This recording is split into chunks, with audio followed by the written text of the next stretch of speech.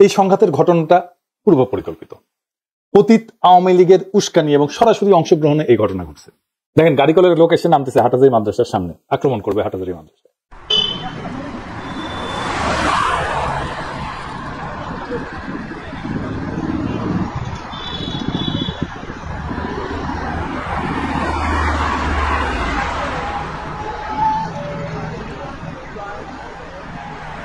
যদিও চট্টগ্রামের দুই পক্ষের মধ্যে ঐতিহাসিক দ্বন্দ্ব আছে, আমি সেটার বিস্তারিত যাব না। তবে বিগত বাকশালী আমলে সুন্নি কমিউনিটির অনেকেই আওয়ামী লীগের সহযোগী ছিল, তাদের সুবিধাভোগী ছিল।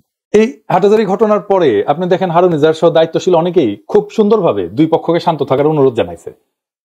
কিন্তু এই আলাউদ্দিন জেহাদি নামে এক লোক যে নাকি ওয়াজ টোয়াজ করে, দেখলাম দ্রুত হাটহাজারী বাস স্ট্যান্ডে যেতে উস্কানি দিচ্ছে যেন ওইখানে যে হামলা করা হয়। এইরকম কোন একটা দাঙ্গার ঘটনায় যারা পরিস্থিতি শান্ত না করিয়া উস্কানি দিতে বলে, তাদের উদ্দেশ্য কারা? আমি মাদ্রাসা থেকে তথ্য পাইছি ছাত্রলীগ আওয়ামী লীগ একসাথে আসছে হামলা করতে।